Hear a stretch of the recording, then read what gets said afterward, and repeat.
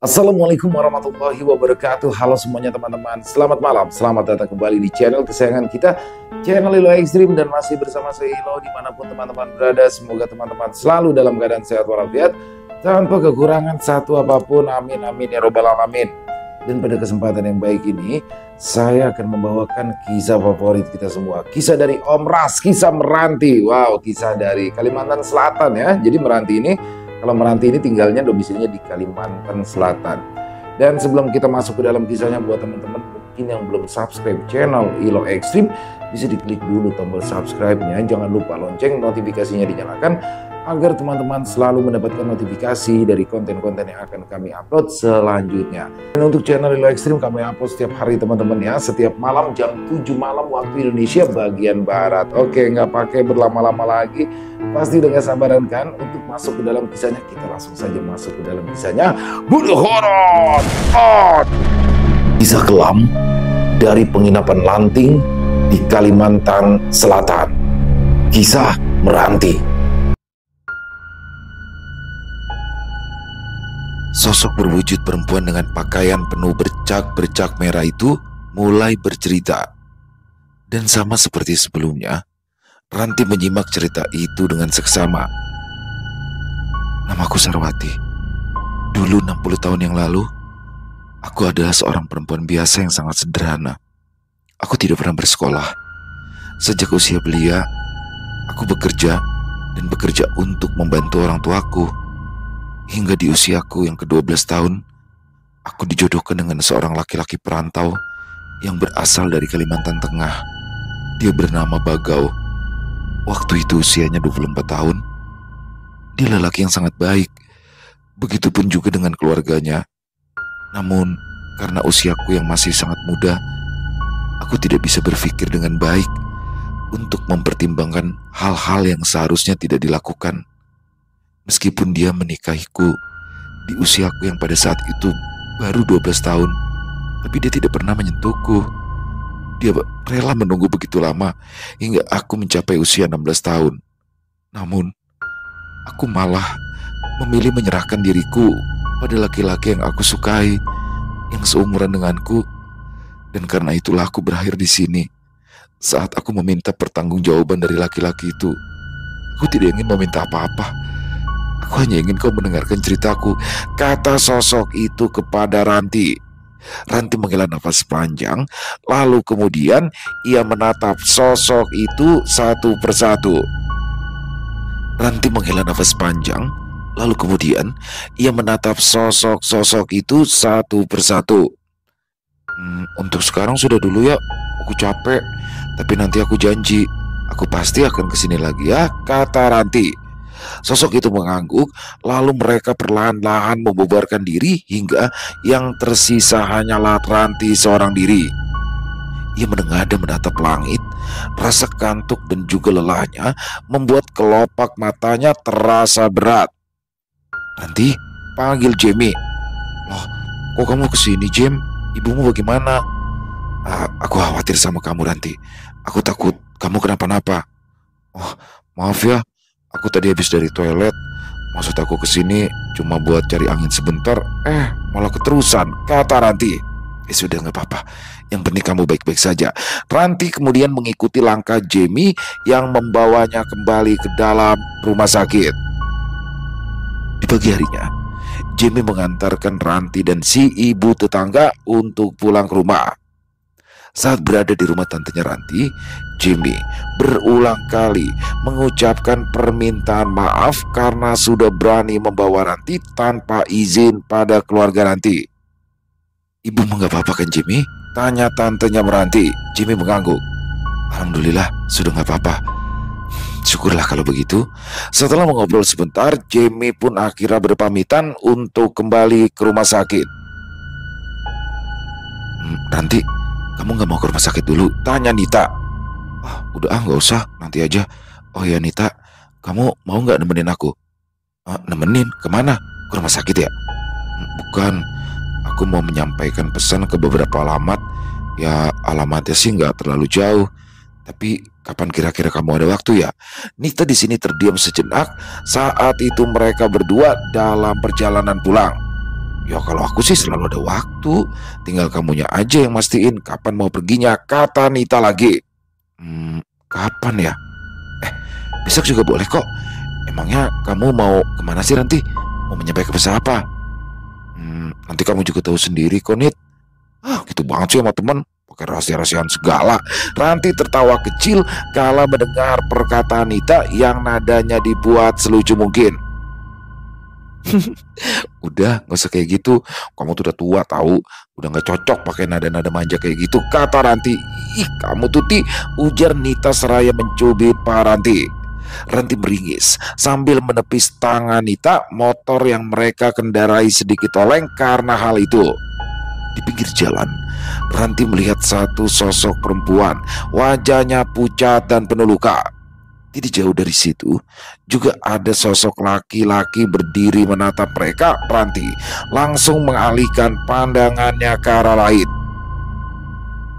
Dan singkatnya, begitu sampai di rumah, Ranti langsung membersihkan badan. Lalu setelah agak santai, ia pun mulai menuliskan alamat-alamat yang akan ia datangi besok.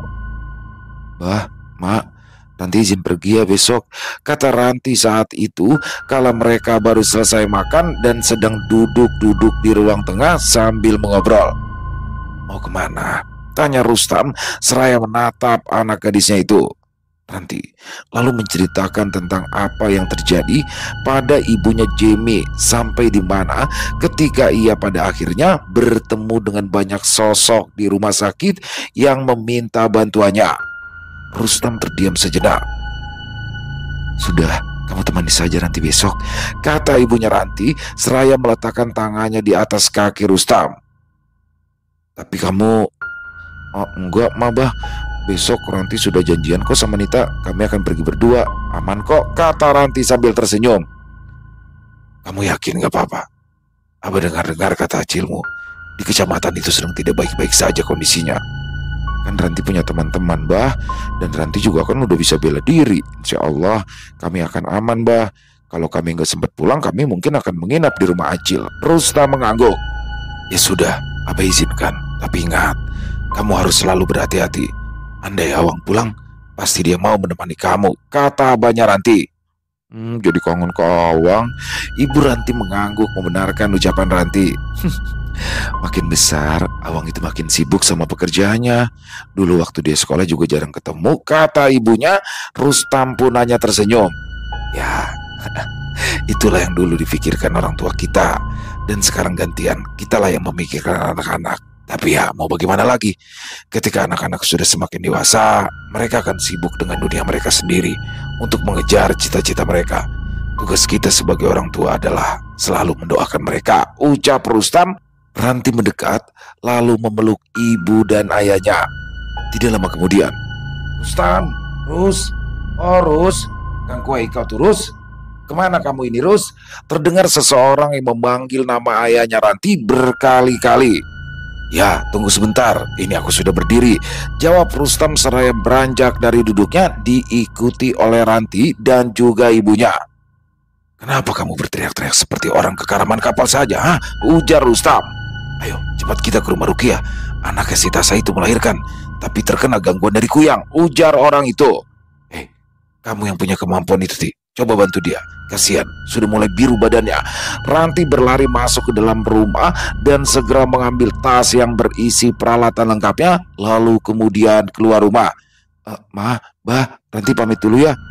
Iya Ranti. Abah sama Mama sebentar lagi menyusul, ujar Rustam. Ranti mengangguk, lalu berlari dengan kencang untuk menuju ke rumah Curukia. Di tengah perjalanan, ia terus memanggil teman-temannya. Dan sesampainya di rumah Curukia, terlihat di sana sudah ada bidan yang berusaha menghentikan pendarahannya. Rukiah, ibu Parubaya yang merupakan orang tua Tasa itu, langsung menyambut Ranti dengan tangisan. Tolong anakku Ranti, tolong, isaknya. Ranti mengangguk, namun saat ia hendak mendekat, Bu Bidan melarangnya dengan alasan Ranti tidak berpengalaman dalam hal-hal medis dan mereka takut keberadaan Ranti hanya akan memperburuk keadaan Tasa. Namun, melihat Ranti yang hendak menolong anaknya itu dilarang oleh Bu Bidan, Rukiah langsung mengamuk dan mengusir bidan itu dengan sumpah serapanya. Aku tidak peduli kalian mau bilang apa. Dari tadi kalian mengurusi anakku, tapi keadaannya malah begini. Dan sekarang saat ada yang ingin membantu anakku, kalian malah melarangnya. Apa kalian ini memang ingin menghilangkan nyawa anakku? Hah? Dasar tidak berguna. Pergi kalian dari sini, teriak Rukiah hingga membuat ibu-ibu bidan itu ketakutan.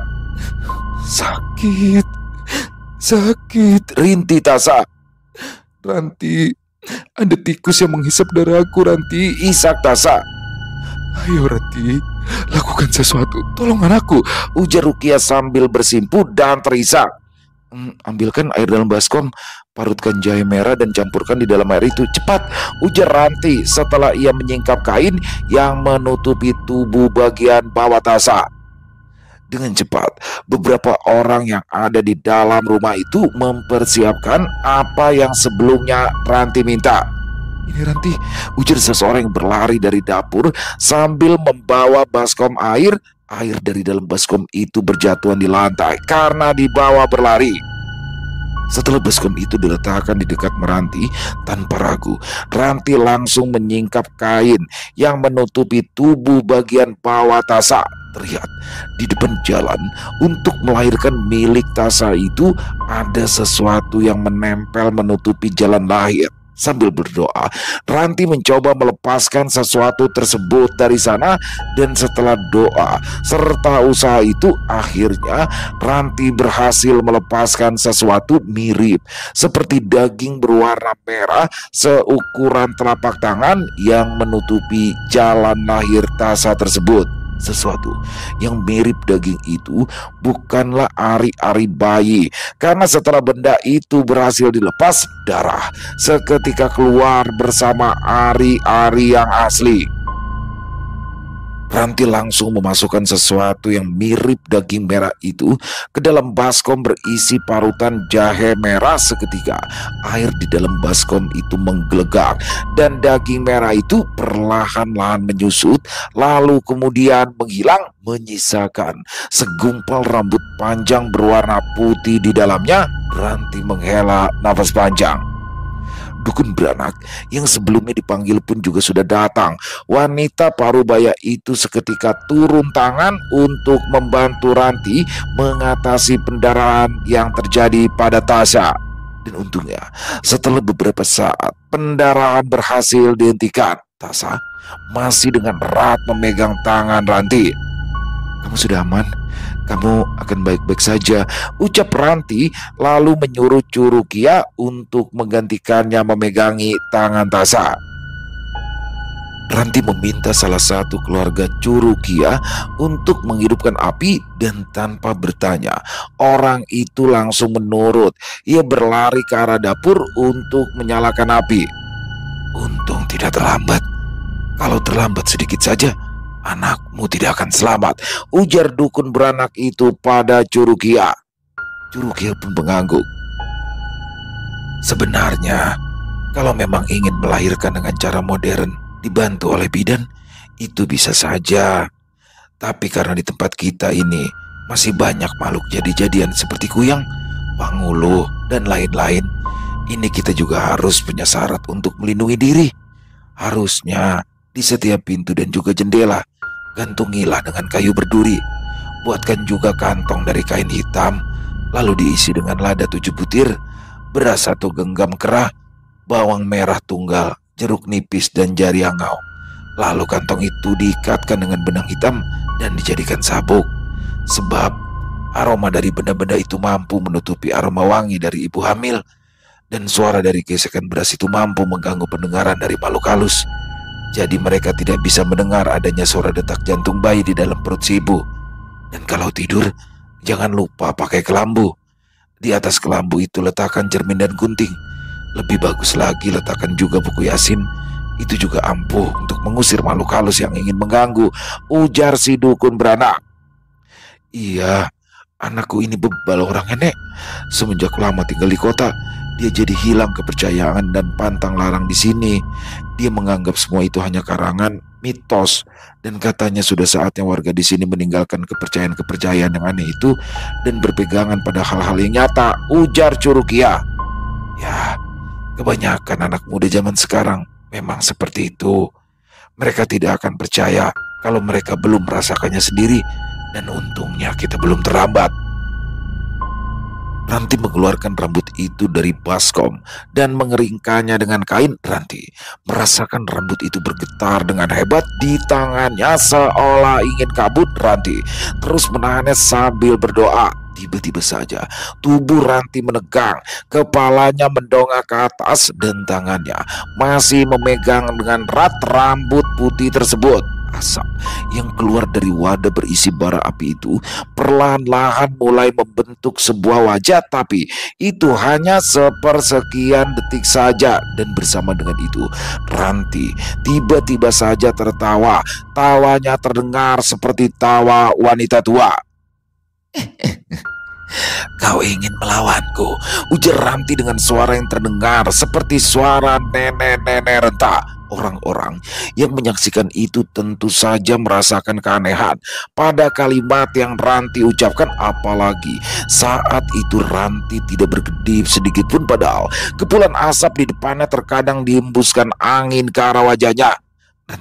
Nanti, ujar salah satu orang yang ada di sana memberanikan diri untuk mendekat. Namun saat Ranti menoleh padanya, orang itu refleks mundur ketika melihat mata Ranti yang memutih. Mendadak ruangan tersebut terasa dingin dan tawa Ranti yang terdengar seperti suara nenek-nenek tua itu terdengar semakin nyaring.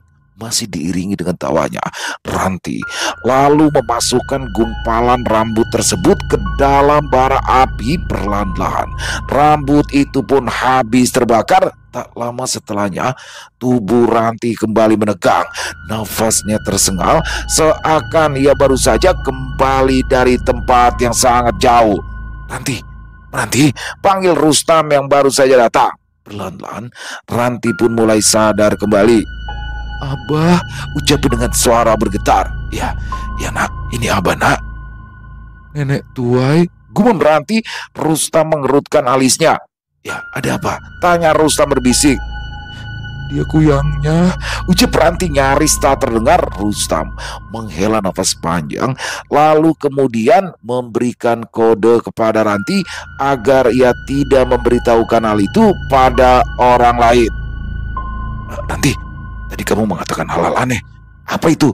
Tanya beberapa orang secara bersamaan. Ranti menatap mereka satu persatu. Kalian akan tahu kuyangnya siapa. Rambut yang tadi ada di dalam baskom itu merupakan rambut kuyang itu. Parutan jahe merah itu akan membuat rambutnya rontok. Dan saat ini dia pasti sudah merasakan rasa sakit di kepalanya. Dan kalian semua akan tahu siapa orangnya nanti, ujar Ranti. Orang-orang yang ada di sana saling pandang satu sama lain. Ranti beranjak. Tubuhnya terasa sakit di beberapa bagian, terutama di bagian baunya. Rasa nyeri itu seperti luka lebam, seolah dia habis dipukuli dengan menggunakan sesuatu yang berat, padahal tak ada seorang pun yang menyentuhnya secara langsung tadi. Ia menahan nafas, menggigit bibir saat pundaknya berdenyut perih. Perlahan-lahan dia melangkah keluar dari ruangan, melewati tatapan orang-orang yang masih terpaku di tempat. Beberapa dari mereka terlihat bingung, beberapa lagi justru mulai berbisik-bisik menebak-nebak siapa gerangan pemilik rambut yang tadi ada di dalam baskom. Langkah Ranti terhenti sejenak di ambang pintu. Dia menoleh, menatap kembali ke dalam ruangan. Saya permisi pulang dulu, Cu, ucap Ranti sambil menatap Curukia. Wanita itu mengangguk dengan cepat. Sementara itu Rustam dan istrinya masih berada di rumah Curukia. Kemudian Ranti pulang lebih dulu dan terlihat di belakangnya ada beberapa makhluk gaib yang merupakan teman-temannya mengikuti Ranti dalam diam. Sesampainya di rumah, Ranti langsung membersihkan diri dan setelah mengganti pakaiannya, ia pun lantas merebahkan tubuhnya di atas kasur. Tanpa menunggu waktu lama, Ranti pun pada akhirnya ketiduran. Ranti, oi, Ranti, panggil Nita yang saat itu sudah berada di dalam kamar Ranti. Ranti membuka matanya dengan malas. Tubuhnya masih terasa sakit dan matanya pun masih berat karena rasa kantuk yang belum hilang. Apa sih? Tanya Ranti seolah lupa dengan janjinya bersama Nita di hari itu. Astaga, belum tua sudah pikun aja kamu, Ti. Katanya kemarin kamu minta ditemenin. Ini loh, aku udah siap-siap dari subuh. Ranti mengucek-ucek matanya, berusaha mengingat-ingat rencana mereka kemarin. Astaga, iya aku baru ingat. Duh, udah jam berapa ya sekarang, Nit? Ujar Ranti yang langsung beranjak dari kasurnya. Sudah jam 8 ini. Kamu ngelandau sih. Udah gitu dibanguninnya pakai acara susah, kata Nita seraya duduk di kursi yang ada di depan meja di dalam kamar Ranti. Ngelandau itu artinya adalah bangun kesiangan. Ya udah, kamu tunggu bentar ya, aku mandi dulu, kata Ranti. Ya, tapi aku pinjam novel kamu ya, Ti. Ranti mengangguk lalu mengambil handuk dan juga sarung untuk persiapan mandi. Di dapur terlihat ibunya yang sudah memasak, sementara ayahnya baru kembali dari jamban. Langsung mandi, Ti? Tanya Rustam saat berpapasan dengan putrinya itu. Iya, Bah, Ranti kesiangan. Oh iya, Nita masih ada di rumah? Tanya ayahnya. Iya masih, dia di kamar Ranti, Bah. Rustam mengangguk dengan tergesa. Ranti segera menuruni tangga untuk menuju ke jamban tersebut dan begitu sampai, ia lantas menggantungkan sarung dan handuknya di dinding jamban tersebut. Tanpa berlama-lama lagi, Ranti lantas memulai mandinya. Selesai mandi, Ranti pun kembali ke rumah. Ibunya baru saja selesai menggoreng ikan asin dan terlihat juga ada sayur pucuk singkong yang diremas-remas menggunakan tangan sampai halus dan ditumis dengan dicampur Indomie. Pucuk singkong yang diremas-remas sampai halus lalu ditumis dan dicampurkan dengan Indomie itu rasanya sangat enak bagi yang suka. Kalau di tempat kami, tepatnya di daerah Burung Raya, makanan dari pucuk singkong remas ini adalah makanan yang umum dimasak. Kalau di daerah Banjar sendiri, jarang sekali ada yang tahu kalau pucuk singkong remas juga enak ditumis campur Indomie ataupun suli. Biasanya kalau di Banjar, kebanyakan cara masaknya direbus atau dimasak lemak memakai santan. Tapi rasanya sama-sama mantap, apalagi kalau disandingkan dengan ikan asin dan sambal. Nanti ajak Nita sekalian sarapan ya, kata ibunya. Iya mah, nanti pakai baju dulu ya, ibunya mengangguk.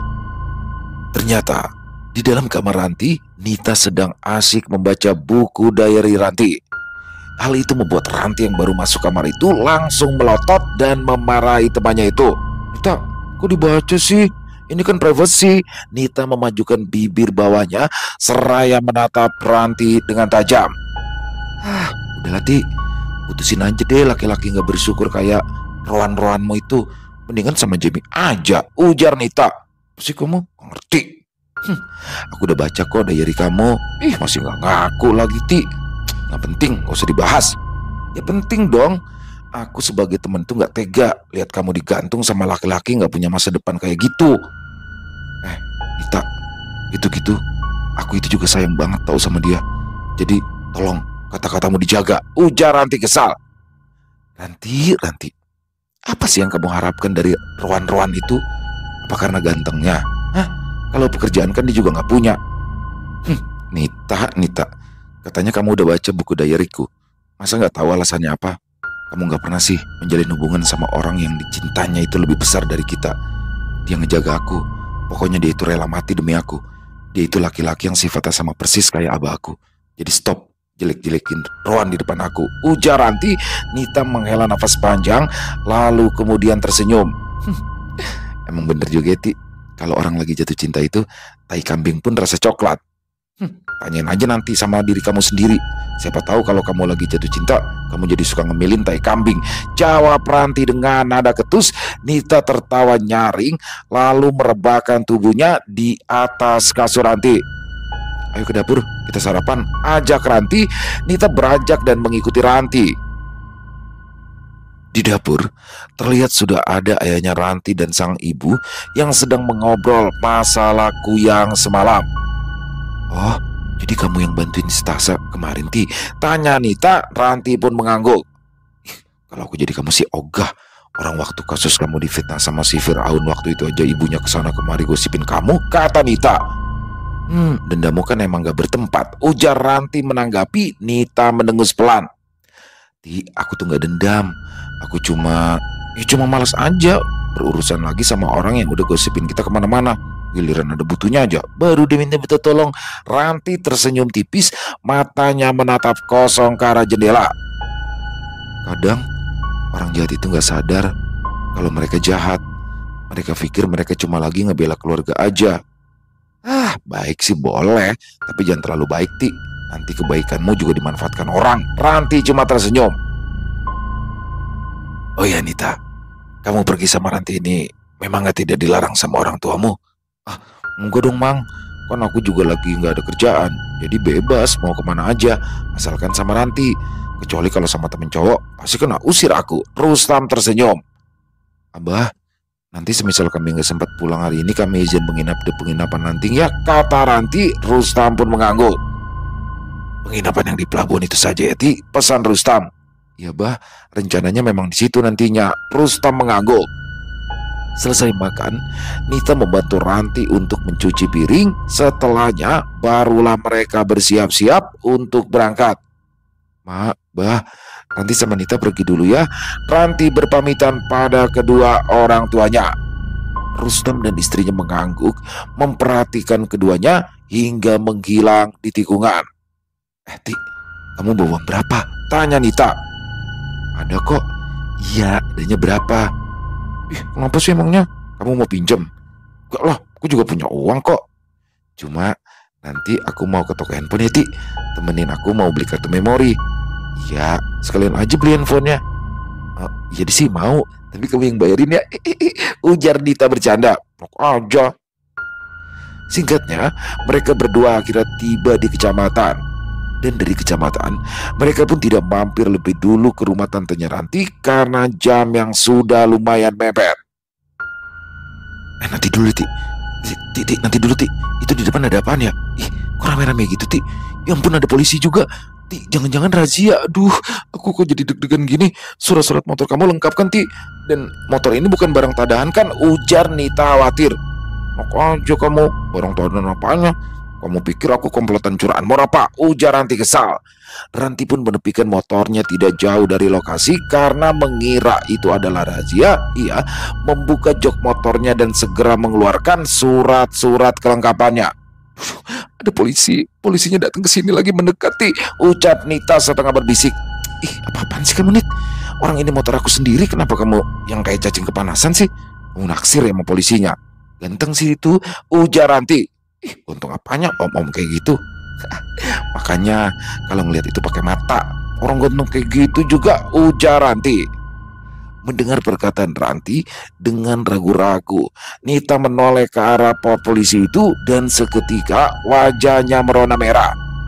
Ini surat-suratnya, Pak, ujar Ranti begitu polisi itu sudah berada di dekat mereka. Oh, ini bukan razia, Dek. Itu tadi ada kecelakaan dan kami sedang menunggu mobil ambulans datang. Kalau kalian berdua ingin pergi ke kota, silakan dilanjutkan saja perjalanan. Tetap hati-hati dan jaga keselamatan ya. Pak polisi perhatian banget. Boleh minta nomor teleponnya nggak, Pak? Biar nanti saya kabarin kalau kita udah sampai tujuan. Biar Bapak bisa tahu gitu kalau kami sudah selamat sampai tujuan, ujar Nita yang membuat Ranti geli. Maaf Dek, kami sedang bertugas ya.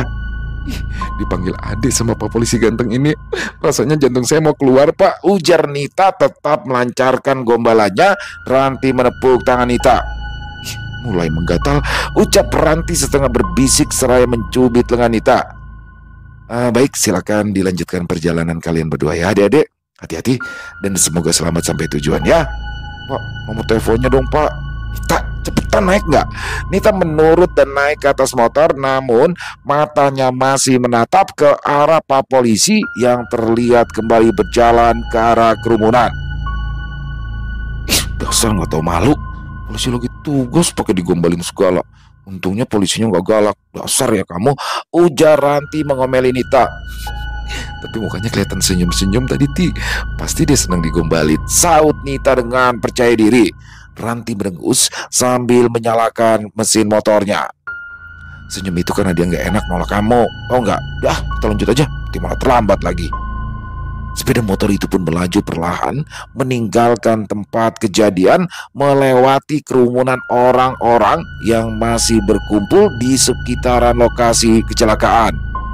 Nita duduk diam sejenak di jok belakang, lalu mendekatkan mulutnya ke sisi helm Ranti, berusaha berbicara lebih dekat agar terdengar. Tapi serius, Ti, ganteng banget ya Pak Polisinya. Badannya keker, suaranya tegas. Kayak di FTV gitu. Kalau jadi FTV judulnya Hatiku Ditilang Polisi Ganteng. Enggak deh, yang pas itu Kepincut Cinta Polisi Ganteng, ujar Nita yang membuat Ranti hanya bisa menghela nafas.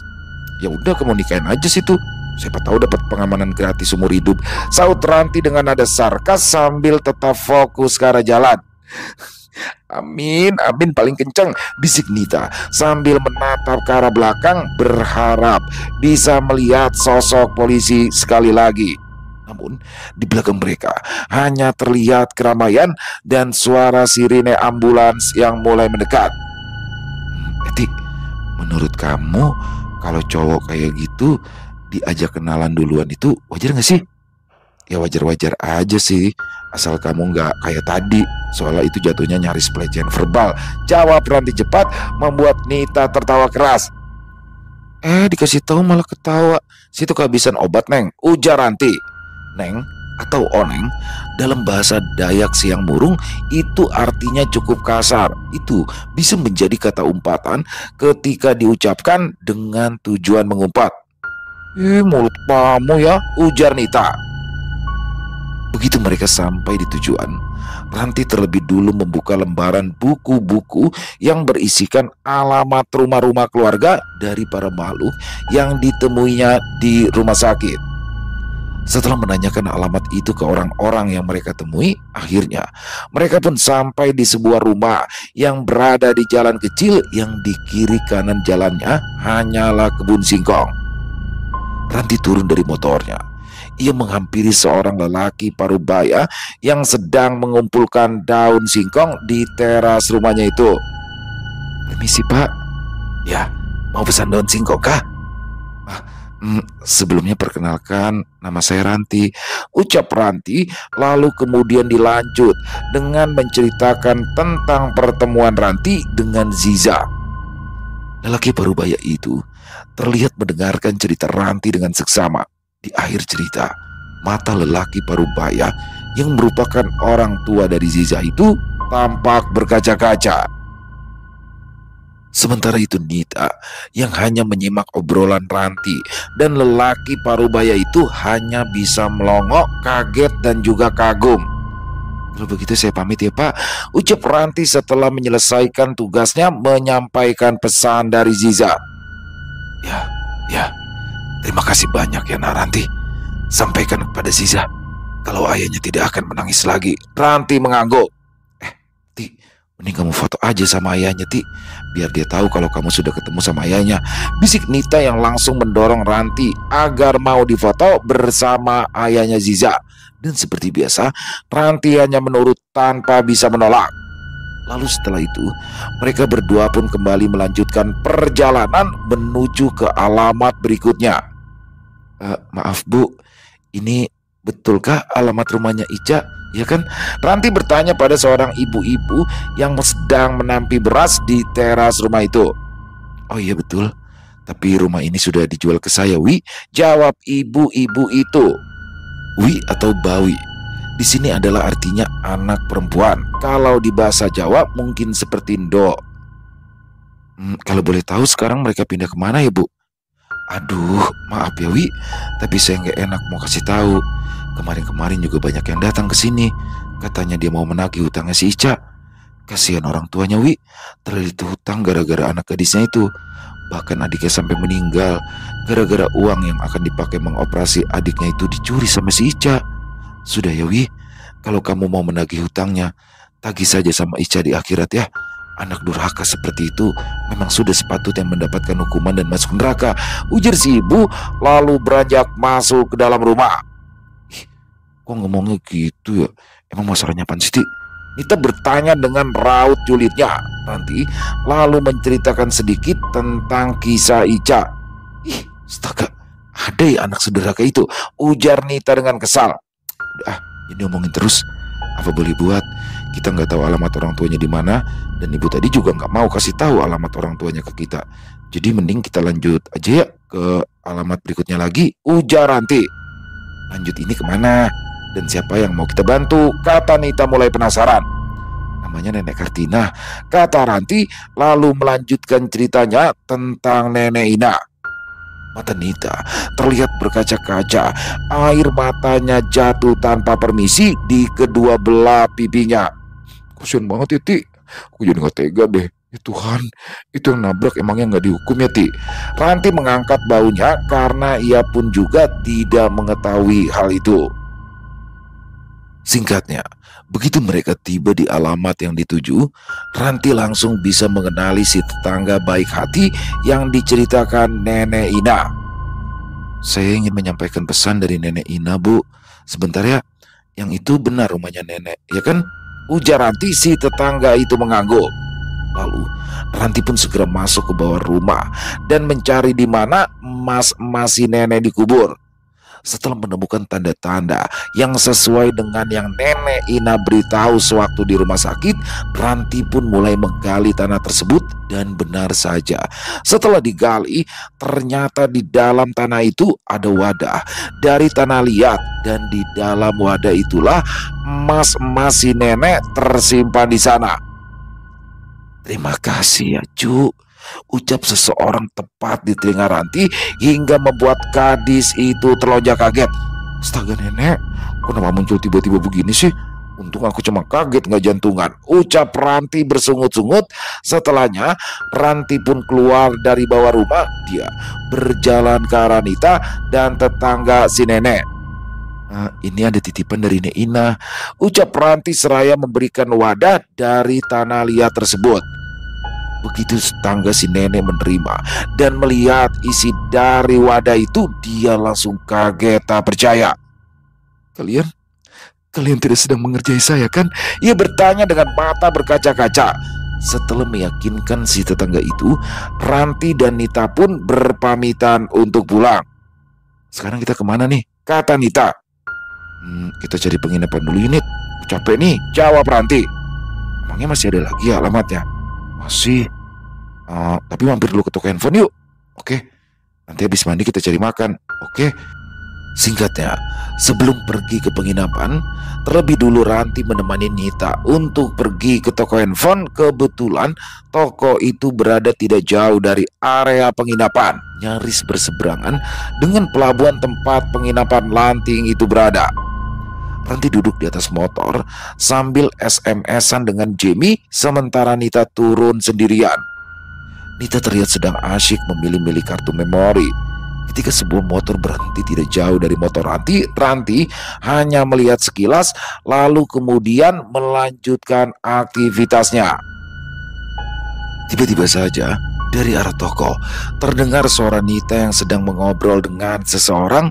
Ketika Ranti menoleh, dia agak sedikit shock karena ternyata motor yang baru datang tadi adalah milik Pak Polisi yang sebelumnya digoda oleh Nita. Mereka berdua terlibat obrolan hangat hingga membuat Ranti yang masih menunggu hanya bisa tersenyum tipis. Aduh, ketemu jodohku aku Ti, ujar Nita bersemangat. Emangnya kamu yakin dia beneran bujangan? Siapa tahu suami orang tapi ngakunya bujang, ujar Ranti. Enak aja. Tadi sebelum aku kasih nomor teleponku, aku itu udah minta buat lihat KTP dia. Dia beneran belum kawin. Baguslah kalau begitu. Kan bener kataku tadi kan, dia tuh seneng digombalin. Iya, nggak nyangka ya bisa ketemu di sini. Apa jangan-jangan yang ngikutin kita ya? Ranti langsung geleng-geleng kepala mendengar perkataan Nita. Di, kamu bisa bantu kirimin pelet nggak? Biar dia nggak kemana-mana gitu. Biar cepet jadian terus nikah, punya anak dan hidup bahagia.